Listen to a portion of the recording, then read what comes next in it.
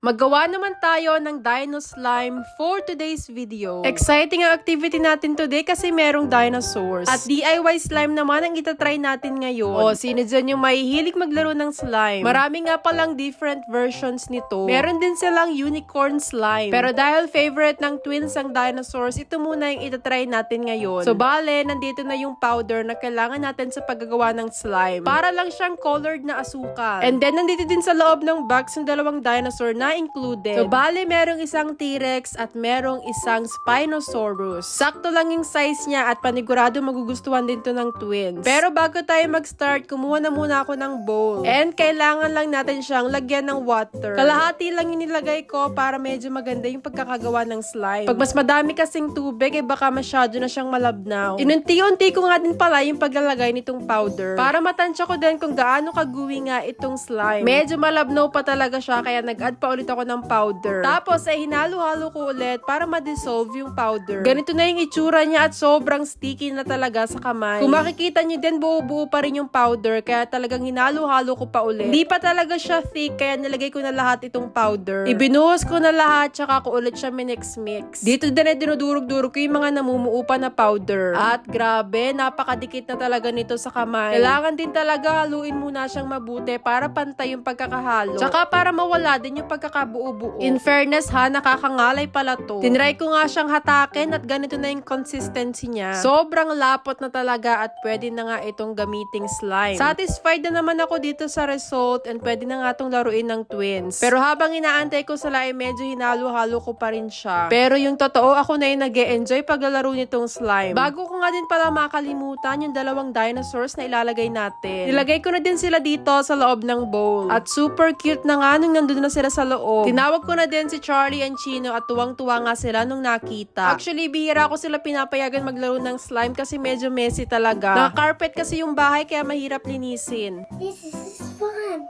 Mukhang nakukulangan pa nga sa dinosaur tong dalawang to kaya hinahanap pa ni Charlie kung may laman pa ba yung box. Kaso dalawa lang talaga yung included kaya sabi ko yun lang yung meron. Hinayaan ko muna sila maglaro dyan pero binabantayan ko talaga kasi baka itapon yung slime. For the linis na naman ako nyan pag nagkataon. Sobrang tuwang-tuwa din talaga sila dun sa slime. Pwede nyo nga din pala to gawin sa bathtub. Kaso hindi ko na tinry kasi siguro mas maraming powder yung kailangan. Kasi pag medyo maraming ang tubig, magiging sticky lang yung tubig. And hindi talaga siya magiging thick. Tinatry nga din lagyan ni Chino ng malaki pang dinosaur itong bowl. Tapos sa inaya na din nila ako na makipag-play sa kanila. Kinukulit nga din pala ako ni Charlie na dagdagan pa daw namin yung water. Pero sabi ko wag na kasi alam ko na ang gagawin ng dalawang to. Mas lalong magiging messy dito sa table. Si Chino ayan, kanina pa nagtatry maglagay ng iba pang dinosaurs. Paalis-alis din siya kasi naghahanap siya ng ilalagay niyang toy. Hindi niya makita yung maliliit na dinosaurs kaya kinuha niya na lang yung mga animals. At nakita ko na nga lang na meron din palang elephant tsaka itong cheetah. O diba, para-paraan talaga ang twins. Para mga 1 hour din sila naglaro dito. Nag-experiment din sila dyan. At pinapakain din nila ng slime yung mga dinosaurs. At hindi nga lang yung mga dinosaurs kung ano-anong animals na yung nandun sa loob. Inayaan ko na din sila para at least hindi naman masayang yung slime. Nakakatawa nga kasi ganito na yung itsura niya. Kung mapapansin nyo, nawawala-wala si Chino kasi naghahanap pa rin siya ng dinosaurs. Kung naalala nyo yung mga dinosaur kasi nandun sa loob ng box. At yung mga nakalabas lang, yung malalaki na dinos. Ayun nga lang, hindi talaga siya kakasya. And yun lang, see you sa next vlog. Bye!